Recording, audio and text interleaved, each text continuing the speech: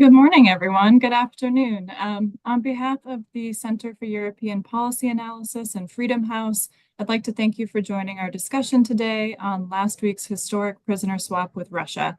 My name is Katie LaRoque. I'm Deputy Director for Policy and Advocacy at Freedom House, and I'm pleased to serve as your moderator for today's event. To summarize, last week was quite a week. On August 1st, we witnessed the largest international prisoner swap since the Cold War. The United States, in close cooperation with Germany, Slovenia, Norway, Poland, and Turkey, saw to the release of 16 detained US and German nationals, as well as several high-profile Russian dissidents for whom we'd feared. In exchange, Russia saw the return of a convicted assassin, cybercriminals, fraudsters, and spies. We have a wonderful panel with us today to add context and analysis on this historic release of Russian political prisoners. Joining us for today's discussion, we have Dr. Alina Polyakova, President and CEO of the Center for European Policy Analysis, David Kramer, the Executive Director of the George W. Bush Institute and Vice President of the George W. Bush Presidential Center, Nicole Bibin-Sadaka, Interim President of Freedom House, and last but certainly not least, Natalia Arnaud, founder and president of the Free Russia Foundation. Let's jump right in. Alina, to kick things off, how significant was this swap? Let's put it into some historical context. First of all, thanks so much, Katie, for chairing this conversation. Thanks to FRF and Bush Institute and Freedom House for being part of the collective effort for a significant amount of time now to ensure the release of wrongfully detained political prisoners from Russia and as well as Belarus in this historic exchange. So, Katie, I think as you rightfully said, this was historic. It was the largest exchange that we have seen since the end of the Cold War. And I think even if you bring in the Cold War era, this was a significant moment in the pattern of prisoner exchanges, if you will. The reason for that, I think, is because we saw such a large number of Russian nationals being released in exchange. And of course, the number was double of what the Russian government saw returned.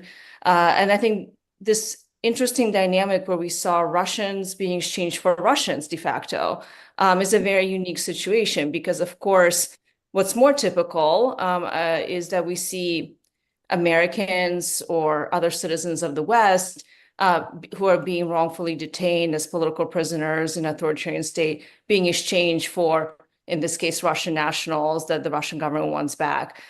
So from that perspective, I think the fact that allies, including Germany, the United States, and Slovenia, and Norway, and others were all involved in this very complicated exchange, a multilateral exchange, which again is also unusual. We've seen several exchanges between the US and Russia over the last few years. There are basically one-on-one exchanges. Trevor Reed comes to mind, Brittany Griner, of course. So the fact that it was an uneven number, there were Russians being exchanged on both sides, and the fact that Western government worked so closely together to ensure that Russian activists, politicians, really Russian freedom fighters were the core anchor part of this exchange. Of course, in addition to Evan Gershkovich, Paul Whelan, and Aslu Kurmasheva, who are U.S. citizens, as well as Vladimir Kara-Murza, who is many things, but is also a Russian national, a British citizen, and a green card holder in the United States. So that's just the context. It's historic. It is momentous. And I think the moment led to a lot of elation and joy to those who have been close to these individuals, but also those who have been concerned about their health and about their survival in what are absolutely brutal conditions in Russia. Yeah, thank you, Alina. That's a great point. And I appreciate you highlighting the Russians that were released by the West. And so I'd love to emphasize that for our listeners, put a fine point on it. So my next question is for David. Why is that inclusion of Russian human rights defenders, opposition leaders so important in this particular prisoner swap? And what message do you think that this sends? Thanks very much, Katie, and thanks to SIPA for organizing this, and to SIPA as well as Freedom House for all the work they did in the campaign pressing for the release, in particular of Vladimir Kara-Murza. But I do want to single out Natalia Arnault, who is the president of the Free Russia Foundation. In interest of full disclosure, Alina and I serve on her board. We're incredibly proud to do so. But Natalia, perhaps as much, if not more than anyone, was the leading advocate pressing for the release not just of Vladimir, but of American citizens wrongfully detained in Russian prisons and Russians wrongfully detained in Russian prisons. And her organization exists in order to push ahead for a freer Russia one day. And she is just tireless in her efforts. So a huge salute and shout out to you, Natalia, for everything you've done, including going to Germany to meet some of the Russians who were released. And so really thank you for all you did. The push to get Russians out is not the first time the United States has made a campaign for this. For Soviet dissidents, we were pressing for their release. In the case of Natan Sharansky in 1986, there was a prisoner exchange. Vladimir Bukovsky, a decade before, was released. We pressed for the release of Andrei Sakharov. He wasn't involved in a prisoner exchange. But for decades, the United States and a number of our democratic allies have pushed for the release of Russians who were wrongfully detained because of their views, detained because of their political opposition and criticism of, back then, the Soviet authorities, more recently of Russian authorities. So it's not a new development that the United States has been pressing for the release of people. By the way, not just in Russia, of course. Nicole's organization, Freedom House, does heroic efforts in advocating on behalf of people wrongfully detained around the world, not just in Russia. And so in this case, there was a strong push to try to secure the release of Russian activists, Russian opposition figures, particularly those who were experiencing severe health challenges. We all know that there had been an effort underway before to try to secure the release of Alexey Navalny before he was sent off to a brutal penal colony at the end of last year, which was essentially a death sentence. Navalny, in my view, was killed by Putin. He didn't simply die in prison. He was killed by Putin in order to avoid exchanging him and giving him a platform, even if it were outside of the country. And but fortunately, and thanks to the efforts of people like Roger Carstens at the State Department and the National Security Council and others, and then all the countries that Alina mentioned, I think 8 countries involved altogether, and counting Belarus and Russia. Turkey as well was obviously involved, since that was the destination initially for these prisoners. It was a heroic effort that did not let up, despite the tragic murder of Navalny in February of this year. Vladimir Kara-Murza, who many of us know very well, his health was in a precarious state, given that he had been poisoned twice by the Putin regime, miraculously survived both times. And had he stayed in prison, he also would have been killed. And again, I use the word killed deliberately, not simply died in prison. He would have been killed because that would have been the intent of the Putin regime. So, but there were others involved. Ilya Yashin, there was a woman, Alexandra Skochilenko, who simply changed the tags on food products in a market with some anti-war slogans, just expressing her views on things.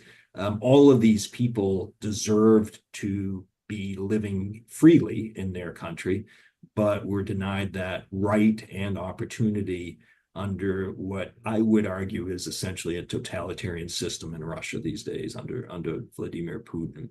And so pressing for their release was absolutely the right thing to do. Getting these Russians out was the right thing to do. But I also know, and Natalia maybe can address this better when it's her turn, that for some of them, leaving the country is a very painful thing to do. They worry that they will become outsiders and irrelevant in the political discussion. The problem, of course, is there really isn't much political discussion inside Russia these days because it's not allowed, it's not tolerated, and if you engage in it, you'll be thrown in prison. So I do think that this was securing the release of these individuals was very important. And the last thing I'll say in this round is it was Ben Franklin who famously said, "It is better 100 guilty persons should escape than one innocent person should suffer." The exchange, of course, was not anything like a moral equivalence. As Alina said, there was an assassin returned to Russia whom Putin embraced upon his return, stepping on Russian soil, and other criminals, true criminals, who had been detained in Western countries. But the people whose freedom we secured shouldn't have been in prison in the first place, and getting them out was the right thing to do. Thank you, David. Yeah, I couldn't agree with you more. And I do also want to highlight Natalia's extraordinary efforts. She's really been a leader in our community, pushing for the release of Vladimir Kara-Murza and so many other Russian political prisoners. And it's always been so inspiring to work with her over the last several years, which have been deeply emotional and stressful at times. And so, yeah, I would just add to what David said. Natalia, you deserve a lot of credit, as well as everybody on this call. Frankly, we've all been really pushing hard to see this happen. And so, Natalia, I'm coming to you next.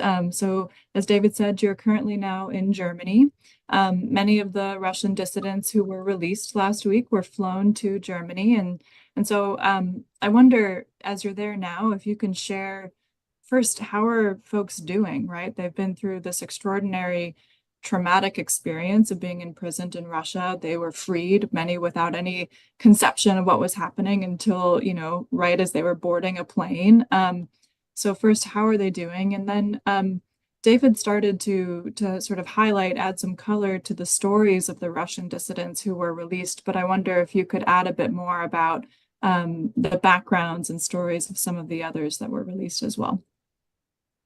Thank you, Katie, and thank you, everybody. I think it's a very big, truly historic, momentous achievement that we have all done. And of course, it's such a scale. I know there will be a lot of books, a lot of movies about that exchange. Really unprecedented, very important.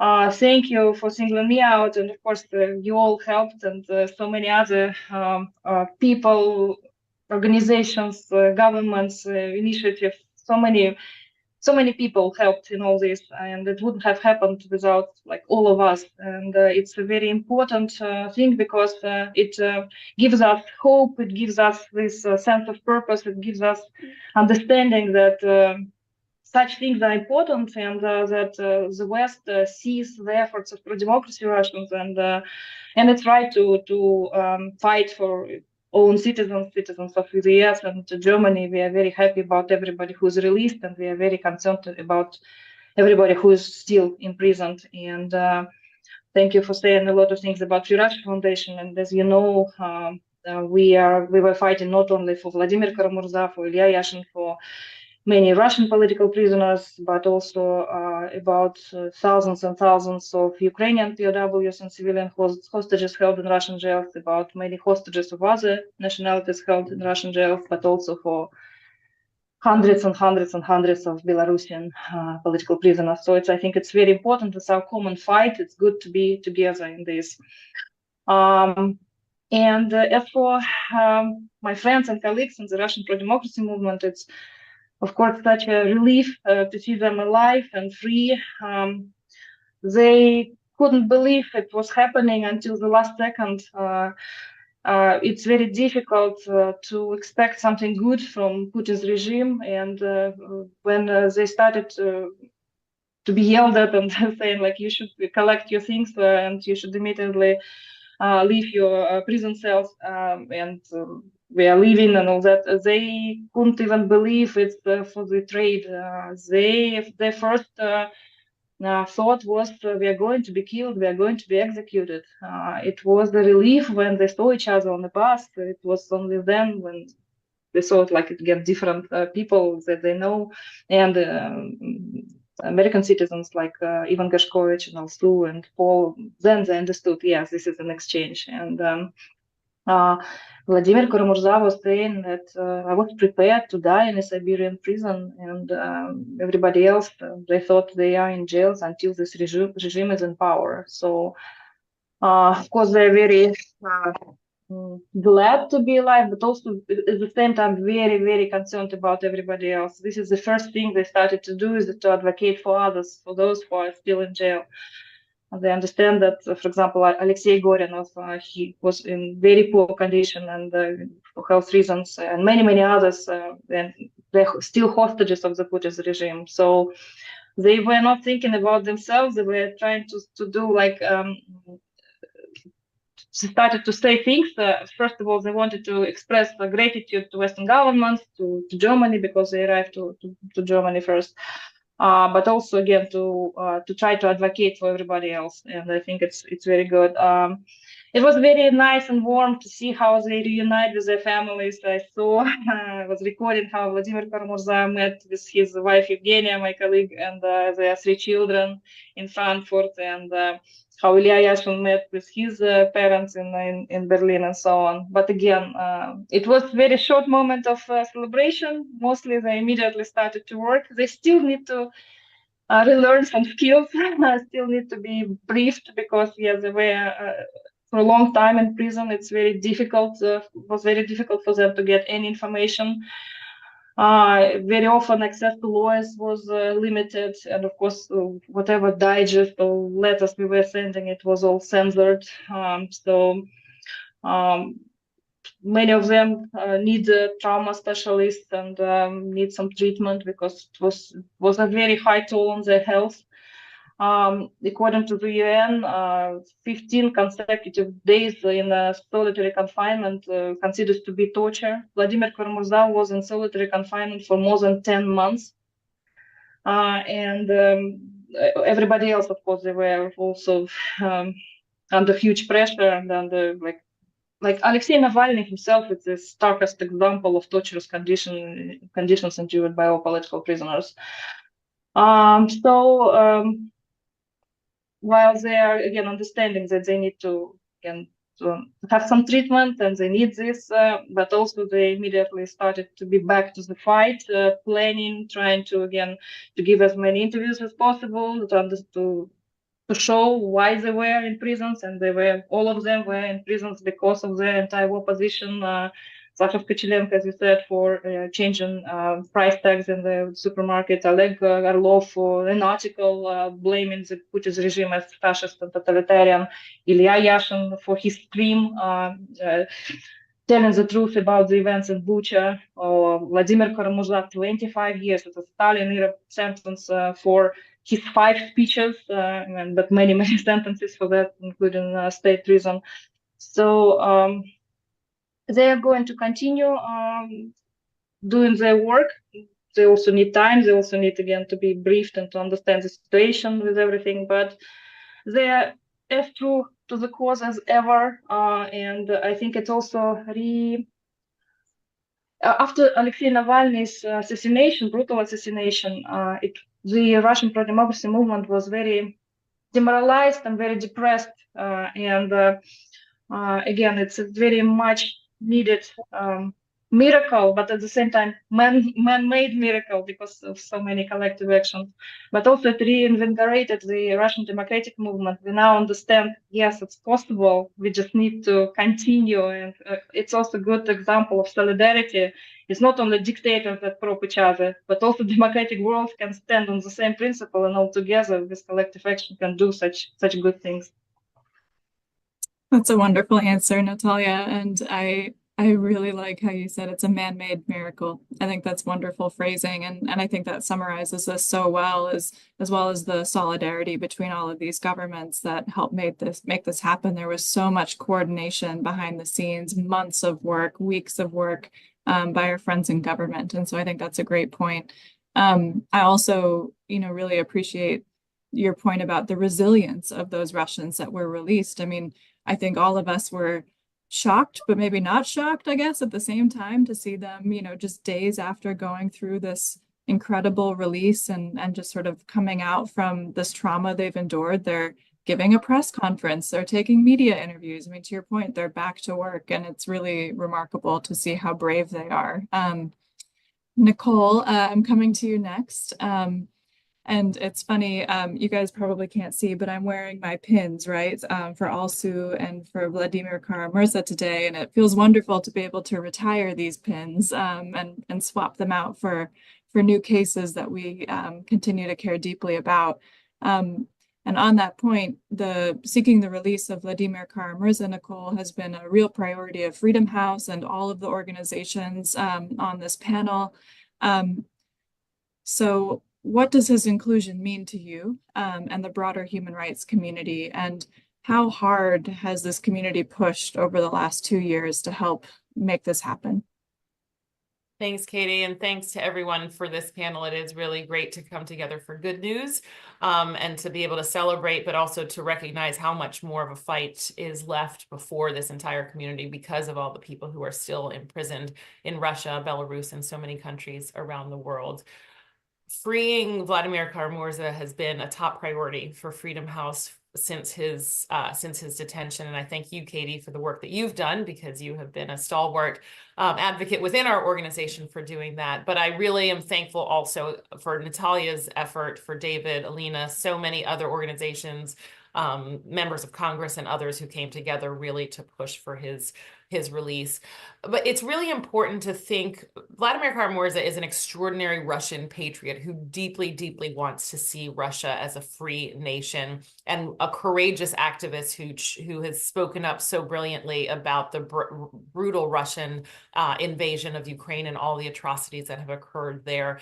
But he is also many other things. He is also a journalist, and the fact that he was taken prisoner is because of all of his many characteristics. The fact that he raises his voice so effectively, written and oral, raises his voice so effectively for the cause of freedom is part of the reason that his inclusion in this list was so important. This was not just a release of people with American passports for people with Russian passports. And I think many people will try to reduce it to this, but it really was a release of people who are deeply committed to the United States and deeply committed to the values of the United States and deeply committed to universal values. And then you look at Alsu as a journalist, and Vladimir as a journalist, and Evan as a journalist, and all of the Russian activists who are also released. They are deeply committed to freedom, both for the people of Russia, for the people of Ukraine, for the people around the world, and that is really important. And that's why having Vladimir in that list was so important for us. We wanted to keep his name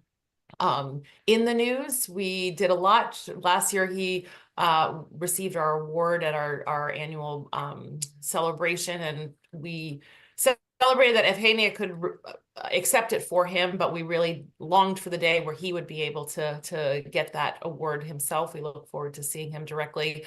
But it was just important for us to be able to keep his name both in the news because of the role, because of his courage, because of the role that he's played in pushing for freedom around the world, but particularly in that region. And then also ensure that he was part of this swap as a signal to say that the United States is not just standing for its citizens. He is a resident of the United States, but not just for its citizens and residents, but really pushing for those individuals, including Russian nationals, that believe in the universal values that are so important to the United States as well. Yeah, thank you, Nicole. This was really an exchange of contrasts, right? Like to see who the Russians prioritized for release versus who the Western countries prioritized for release. It's really extraordinary when you sort of look down the columns of who was exchanged for whom.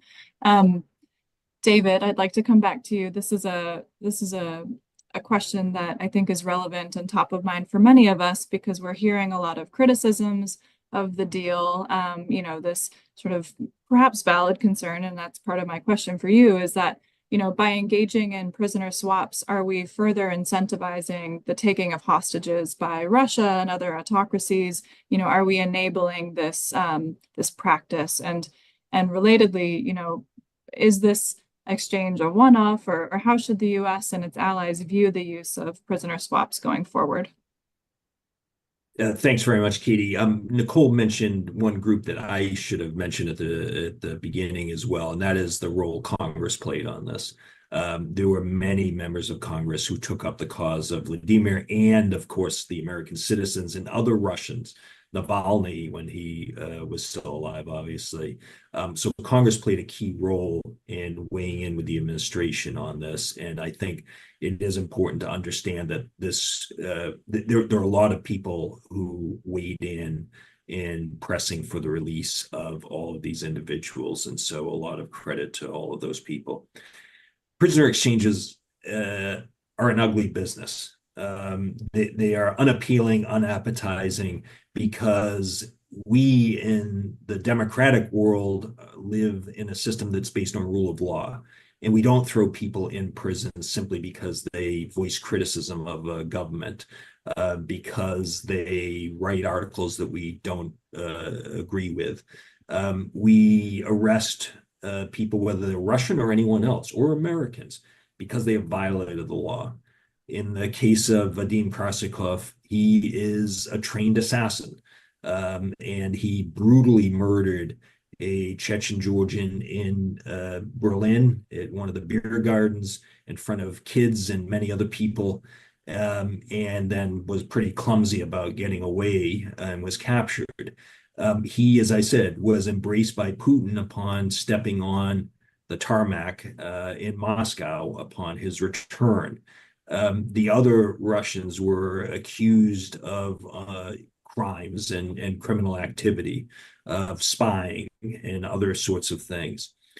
So when we engage in this, we are securing the release of people who should not be in prison. What the Russian government, what Putin got back in return, were criminals, were people who posed a danger, who actually killed somebody in a cold-blooded way. Does this encourage this kind of capturing of hostages, American hostages, in order to secure the release of bad people? That there's that risk. No one likes this. I don't know of anyone who stands up and cheers for these kinds of exchanges. As I said, this is an ugly business, but it has to be done, because otherwise the risk is that people who shouldn't be in prison will be left to rot and die in prison. And so doing what we can to try to secure their release leads us to make some very uncomfortable decisions. The decision of the Schulz government in Germany, this was an incredibly difficult decision for them to make. As I've already described what Krasikov was convicted of. And it was thanks to diplomacy and relations that had been established, I think in particular between President Biden and Chancellor Schulz, that enabled this kind of exchange to happen. And as Alina mentioned at the outset, there were 16 freed from Russian prisons and 8 from prisons in the West. And that, I think, at least gave us a better end of that deal. Putin got what he wanted. I don't think there's any denying that. He got what he wanted. And I've seen some analysis saying that he wanted to prove to Russians that he has their back. He doesn't have their back. He stabs people in the back most of the time. But people who carry out his dirty work and his murderous work, those are the people he will come and protect. And so there's no comparing what happened here. There's no comparing from the freed side from Russia and the freed side from the West, what we've just seen. But it is important, I think, for Americans and others to be very careful about where they go. President Biden said this in his press conference, or his announcement last week. There really shouldn't be Americans traveling to Russia right now, because you run the risk of being detained. We saw an American soldier, I think he's still in the military, who went off to the Far East, I think it was Khabarovsk or Vladivostok, and was arrested and accused of stealing, if I remember right. Natalia can correct me if I have the details wrong. So it can be anybody. You don't have to be politically engaged. You don't have to be involved. Paul Whelan went for a wedding. And so, and as Nicole was saying, Evan Gershkovich was doing his job as a journalist. So was Alsu. She went to see her family, but she's a journalist. And so people who can avoid going to places like Russia should avoid doing. You shouldn't go to Iran. You shouldn't go to a lot of these places. There are lots of countries to go visit and see. It's very difficult, however, when we're talking about people who have family members in some of these countries, particularly family members who may be in failing health. And it's understandable in human nature. Sorry, there's a siren going by. Understandable in human nature that people want to visit someone they may not see again. That is perfectly human and understandable. But they also have to understand they run the risk, even if they're just going for the simple purpose of visiting an ailing family member, that they could be detained and used for political purposes by these nefarious regimes. So the best way to minimize this is to stay out of dangerous places. Russia these days is a dangerous place, not just for Americans, not just for Germans, but for Russians as well. And so I think it's important that people use as much vigilance and caution as they can, so that the people on our side who engage in this activity to try to secure the release are kind of put out of business, frankly. But there sadly are too many cases for that to happen anytime soon. It's, as I said, sorry to sound like a broken record, it's an ugly business. But I cited the Ben Franklin quote before. I'm much happier that these 16 people are out and free, rather than reading about their obituary from a Russian prison.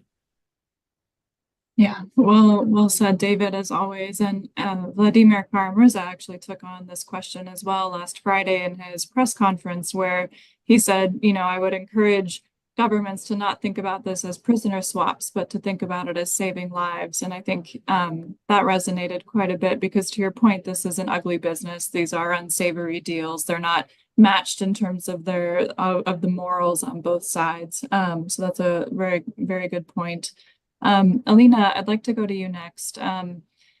This is, we've seen in the wake of the exchange some criticism from the Ukrainian community, and I was hoping that you could just sort of recenter this conversation within the broader context of Russia's unprovoked war of aggression against Ukraine. We certainly saw some criticism after the press conference last Friday, where 3 of the Russian dissidents, Ilya Yashin, Vladimir Kara-Murza, and Andrei Pribovarov, made some points as it relates to sanctions, and that got some pushback. And so I suppose I'd like to hear from you on how you think about, this broader context of the war with what happened last week. No, thanks for that question, Katie. And, I've been also following the commentary about especially the press conference that was held. And, the critique that I do think is legitimate from the Ukrainian side is that there are thousands of Ukrainians being detained by the Russians. The last numbers that we have are from the beginning of this year, and they're likely not accurate, much larger in reality, but at least 1,600 Ukrainian civilians, not military personnel, are in Russian custody. This doesn't even include the thousands of stolen children from Ukraine. And of course, from the Ukrainian perspective, when you see so much international effort being put into the release of really a handful of individuals who are Russian nationals, and to be fair, some went back voluntarily to Russia, likely knowing the consequences of what awaited them if they returned. Immediate arrest, which is exactly what happened to Vladimir Kara-Murza, unfortunately. That is not to say anything against or undermine the fact that these individuals that were released are worthy, as David and Nicole and Natalia have said, and as I truly believe myself. But I think from the Ukrainian side, you have to wonder, why are Western governments not doing more to ensure the release of Ukrainian children, first and foremost, who are being stolen from Ukrainian families, Ukrainian civilians, and more broadly, Ukrainian military personnel as well, who are being held as prisoners of war in Russia. So, at the end of the day, I think, to my mind, it would have been helpful to hear from Vladimir, Ilya, and Andrei and others, and there'll still be opportunities to do so, that this really is, at the end of the day, about stopping Russia's brutal war against Ukraine. Because if Ukraine succeeds in defeating Russia, this will be the greatest hit to the Putin regime. I don't see how the Putin regime survives if they lose in Ukraine. And at the end of the day, it is this dictatorial regime that is responsible for the kind of political repression, torture, all these horrible things that these courageous individuals have had to endure. And I think it felt for the Ukrainians very concerning that this really wasn't mentioned in a very clear way. And again, it's complicated. As Natalia talked about, Vladimir, Ilya, Andrei, and all the others faced brutal treatment in these prisons. Their physical, emotional, mental health is really critical. And they were tortured, as Natalia said.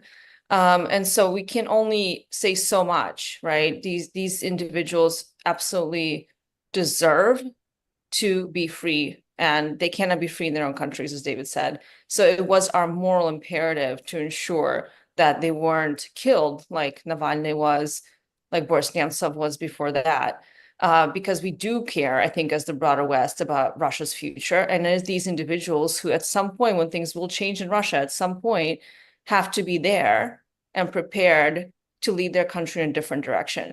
But I completely empathize with the Ukrainian perspective as well. And I think when you put in those stark terms, that there are children, there are civilians, thousands and thousands that the Russians hold, why aren't there more international efforts to secure their release?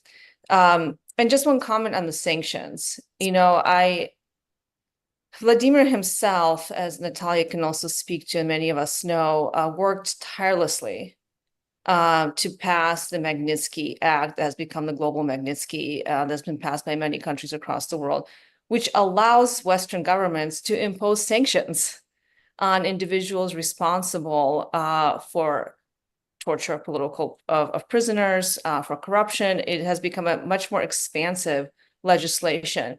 But I think what someone like, I don't want to speak for him or others who are released, but I think despite that, sanctions that are targeted against corrupt Russian officials, against Putin's cronies, those are often seen by Russian opposition politicians as more effective because they call out, they name and shame, they hit the people who are the instigators and the perpetrators of these criminal activities in Russia, who are suppressing, abusing, and oppressing the Russian people. So I think that was the context in which those comments were made. Again, it doesn't necessarily relieve, I think, anyone of collective responsibility, even if not collective blame. Yeah, thank you, Alina. Natalia, I'd like to go to you next just to build upon what Alina has said and in putting this exchange within the context of the broader war in Ukraine, and then thinking about the democracy movement for Russia.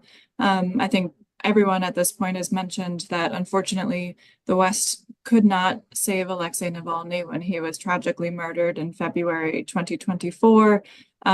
It's heartbreaking, and I think last year's exchange sort of warrants a moment of pause in thinking about him and his legacy. But, what does the inclusion of those that did make it out, who were saved, what does that mean for the democracy movement for Russia?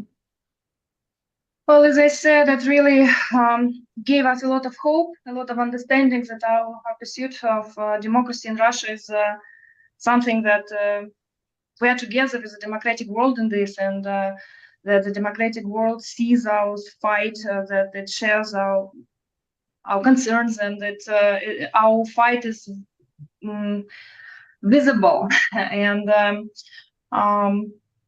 with all this criticism, understanding one, because there were some rough things that happened immediately. again, I ask everybody to see a broader context, to see everybody, like again, Vladimir or Ilya, their legitimacy, their credibility is unquestionable, both inside Russia and I think it should be in the West as well. All these problems didn't start with full-scale invasion in Ukraine. The war in Ukraine started long ago, and the war against Russian people by the Kremlin regime started even earlier. And of course, all these internal repressions led to the external aggression, as we always say. Vladimir, Ilya, and many others, they in this fight from the very beginning of the Putin's rule. They were the first ones to blame annexation of Crimea. They, both Vladimir and Ilya, were the closest colleagues of Boris Nemtsov, and it was Ilya who finalized his Nemtsov's last project and finished this report, Putin War, Alina, that we were together with your report presenting at the Atlantic Council many years ago in 2015. And all again, as you said, Vladimir advocated for Magnitsky Act, and they were the ones who were organizing people inside Russia to protest against the war against Putin's regime. They were arrested exactly for their position on the war, and again, Vladimir receiving this unprecedented Stalin-era sentence. It was basically a death sentence for him, with his two poisonings and everything else, and the tortures that followed. And besides the press conference, all the interviews, please read all the Kyiv Independent and New York Times, Reuters, everything else. And also listen to their speeches at the court. In each speech they were saying about this war, condemning it. Plus, those people are leaders of the Russian pro-democracy movement. We always were saying that Vladimir is basically our Minister of Foreign Affairs of democratic and free Russia. And he knows, he's known everywhere, and he will continue this advocacy for sanctions and for more support to Ukraine, for release of political prisoners of Putin's and Lukashenko regimes, and so on. Ilya Yashin is one of the best to organize people inside Russia and this exiled movement as well. And he, we see it immediately, even by as soon as Ilya Yashin announced this meeting with his supporters in Berlin, and we thought, yeah, maybe like a few dozens, maybe a few hundreds of people, like 3,000, like immediately people, we want to see you. We are so glad that you are released. Or when there was this press conference, a lot of people in Russia started to write, and there was an article in the regional independent newspaper, People of Baikal, for example, when a girl said, like, finally I see that somebody noticed that I exist, because again, after the exodus of all independent media and international media from Russia, with all the censorship and everything what the Kremlin is doing to just to silence all of us, it seemed like nobody cares about those who disagree with Putin's regime. And when Vladimir in the press conference said that, and others supported that, in prisons they saw so many Russians, and after such terrible Russian prisons, they believe in future of Russia and in Russian people more than before they were arrested, because they were supported, because they were receiving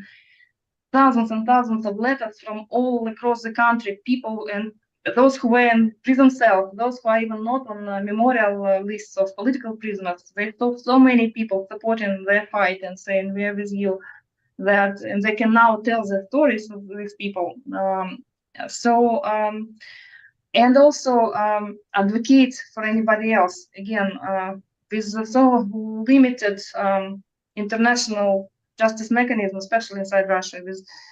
It's a lot of, we understand the huge responsibility on us, pro-democracy Russians. Again, Free Russia Foundation, we still have an office in Kyiv.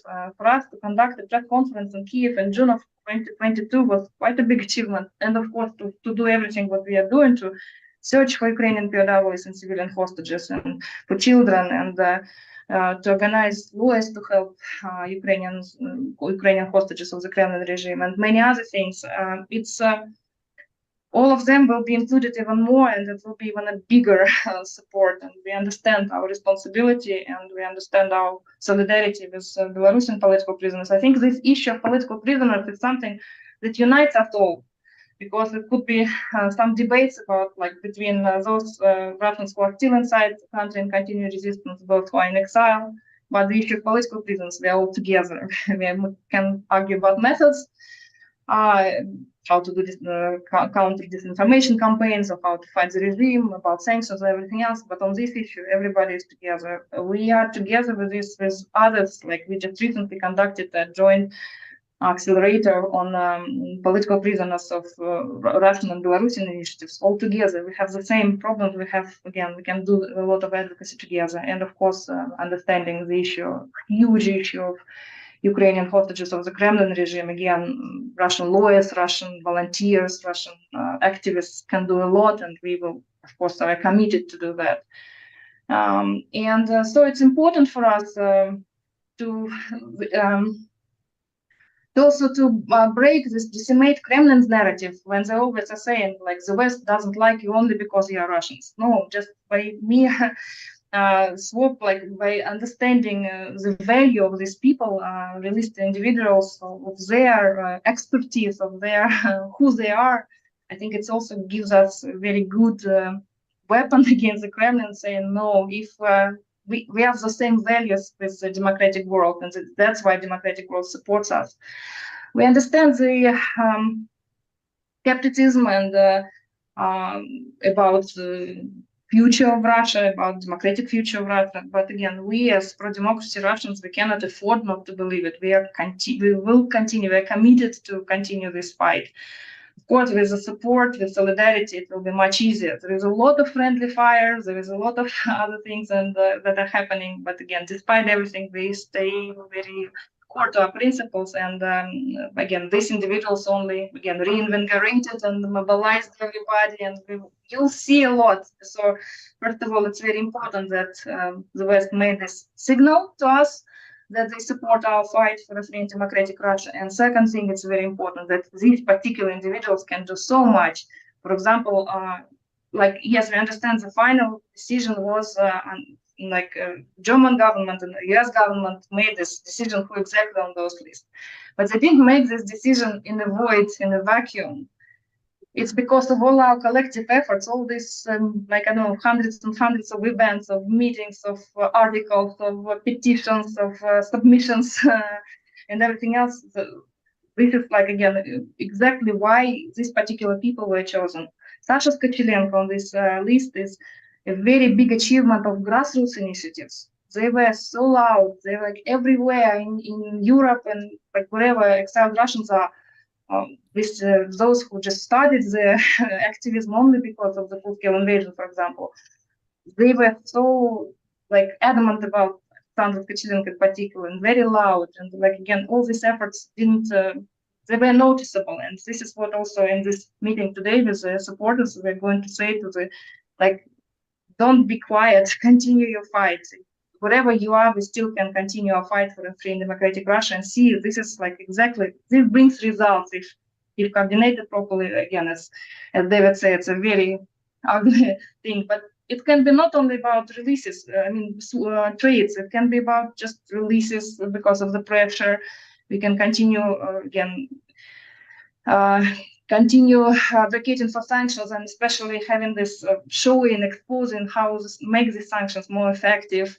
Do many other things against this regime, so that they'll have to do other things, not only trades, but just releases, or just, like, ultimately to change the situation in our home country. And only democracy in Russia is a guarantee of sustainability of Ukraine's victory, which we don't doubt that it will happen. And only democracy in Russia is, again, is a key factor in stability, security in the region and globally. And this is what we are committed to do, to have, like, true democracy in Russia, so that Russia is normal, peaceful, doesn't, like, is not a threat to anybody and to its own people. Natalia, thank you. You yourself are a very powerful advocate, and I appreciate you saying all of those things. Nicole, I'm coming to you next, and first I just wanted to ask if you want to add on to any of the comments that have been made by our other panelists. It's been a really rich discussion, but after that, my question for you, which Natalia masterfully teed up for you, is just the incredible amount of work that remains for those of us who care deeply about those that are unjustly detained around the world. You know, according to Obede Info, there's more than 1,300 other Russian political prisoners. You know, I think the Belarusian community was both happy in a sense of solidarity to see the release of those Russian dissidents, but of course, according to Vyasna, there's more than 1,400 Belarusian political prisoners. And then, of course, Alina really systematically went through, you know, the Ukrainian children, the Ukrainian civilian hostages, the Ukrainian POWs that are also detained. And so, you know, after reflecting on some of these other comments, I wonder if you could, you know, just help us understand, where do we go from here as a community in terms of seeking the release of others? Yeah, thank you very much, Katie. And I will build on some of the comments that David and Natalia and Alina made, but then also help us continue to look forward, because the fight is great and it is ongoing. It is very easy, and we need to have the conversations about the swaps. And as David said, it is very, very difficult business, very, very difficult business. And we need to have the conversations about that. We need to have the conversations about tactics. But the reality is authoritarian governments love when the West starts and democratic nations start to spend time fighting amongst themselves about different elements of how we're going to push back on authoritarian regime. The reality is these 16 people or this particular swap sit, as Natalia said, within a much, much, much longer story. The reality is why was Vladimir Kara-Murza in such terrible health? He had been poisoned twice by the exact same regime that had imprisoned him most recently.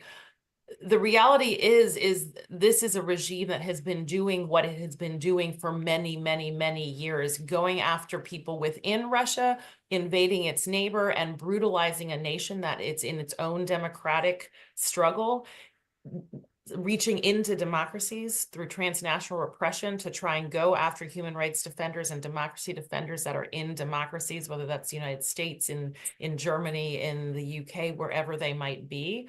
That is the nature of this regime, and we should not have any doubt about the reality that we're facing as a community of democratic nations to push back on regimes like the Putin regime. So I think the challenge then is not to spend all of our time thinking just about the details of today or this week or this month, but really to say, what is the broader opportunity here to be much more creative about the tools that we find in our toolbox, and to say, how is it that we can make it so costly for a regime to take prisoners, whether they are Americans or Russians or others, to take prisoners who are democracy defenders, who are people who do the same thing that all of us do every day. All of us criticize our governments every single day. They did the exact same thing, and it wound them up in prison, tortured and mistreated for years. How do we make that political prisoner taking a costly effort for regimes? How do we make it so costly for regimes to do the brutal actions that we see, the stealing of children and the re-education, the brainwashing of children and taking them from their family? How do we make those types of actions so costly for a regime that they choose not to do it? We have to look at the financial flows of many of these countries. We have to look at the corrupt networks that exist around these nations, and not these nations, but around these regimes specifically, and how they are allowed to fuel the criminal activity and the brutal repression that they exercise at home and abroad. How do we choke off those financial flows to those governments? How do we also say that we will not include a regime, not the nation, not the innocent people in the nation, but the regimes in the international community?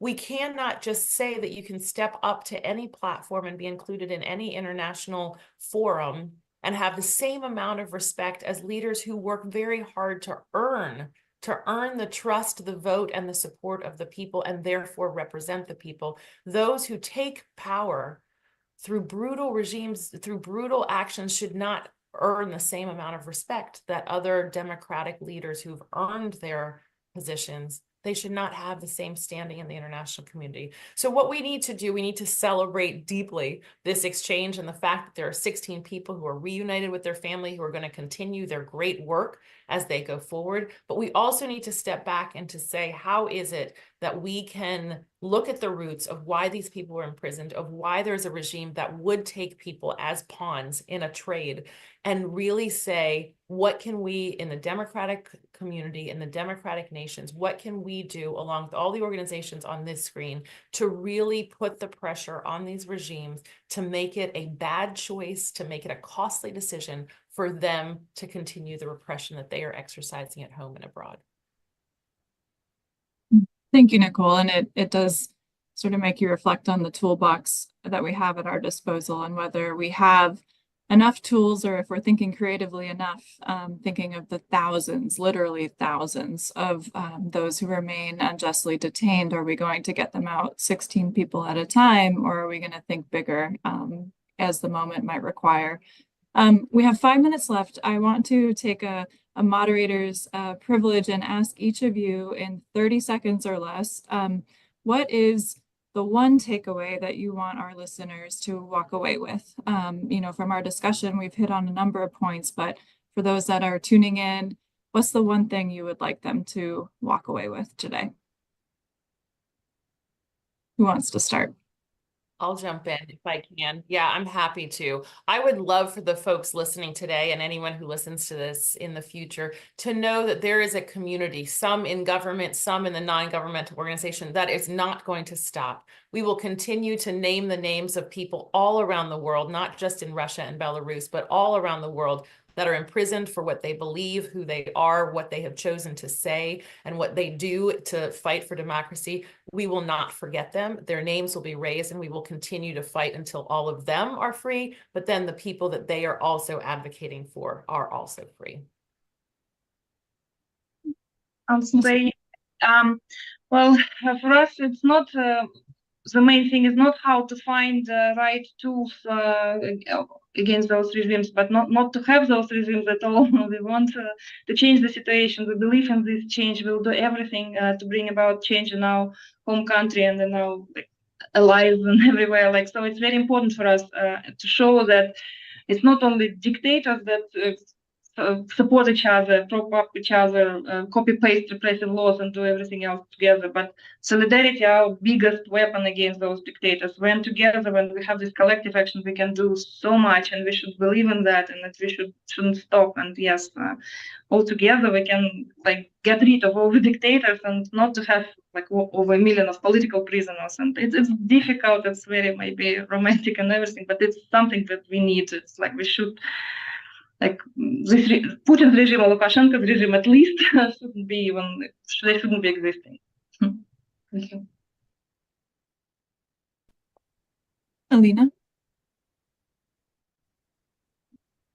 Go ahead, David. Okay. Go ahead. I guess the takeaway, Katie, I would leave is that the nature of governments and regimes matters, and the way regimes treat their own people is often indicative of how they'll behave beyond their borders. Natalia used the phrase, internal repression often leads to external aggression. We see that, of course, in Russia's invasion going back to 2014 in Ukraine. We see it with Lukashenko in Belarus. He seized a German citizen, used him as a hostage, and that he was part, fortunately, of the exchange. But Lukashenko, remember, hijacked a civilian airliner in 2021, going from Athens to Vilnius in order to nab a blogger who had been critical of him, endangering all the passengers and crew on that plane. He weaponized refugees and migrants to try to flood countries that supported sanctions against him. These things matter. These problems don't stay within the borders of these countries. They spill over. But even if they stay within the borders of these countries, they are of concern to us because we should be pressing for the cause of freedom around the world, not just in our own country. Alina? So I'm happy to wrap us up, but I think what I would love people to remember is that if we want to give Russian people and Russian society a chance for freedom and democracy, the best way to do that is to ensure that Ukraine wins. Because it is the Ukrainians who are fighting for that freedom and that democracy. And, you know, we often in the past think about domino effects. You know, if an authoritarian state is able to take over and occupy neighboring states, that can lead to domino effects across the board. But I think there's a reverse there that we have to continue to fight for. If Ukraine wins and shows that it can be a resilient, democratic, free country, that will start, I think, a new democratization wave across the region. If the Putin regime is not able to survive, which I don't think it'll be able to survive such a massive defeat, we're not going to have the support we have for Belarus from the Russians. And I think we will see a new wave of democratization across the region. It starts in Ukraine. It starts in Ukraine winning this brutal war of oppression by this dictatorial state. So that's how I would contextualize the conversation we're having now. We started, I think, with these brave individuals, but they represent something much, much bigger. Well said, Alina. Thank you. It's not every day we get to gather and discuss good news. So with that hopeful message, I'd like to thank you all very much for joining us today on behalf of Freedom House and SIPA. Thank you very much, and enjoy the rest of your day, everyone. Thanks a lot. Thank you. Thank you. We are off the stream. Thanks, everyone. That was great. Thank you. Thank you very much, guys. Appreciate it. Katie and Selena. Yeah. Great to see everyone. Thanks, Katie, for moderating. Great. Yeah, Katie, you were fantastic. Take care, Natalia. I think when you popped off, but thanks. Take care, all. Thanks. Wonderful to see you. Take care. Bye. Safe travels. Yeah, folks. Bye.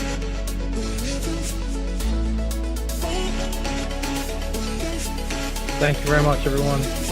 Appreciate it.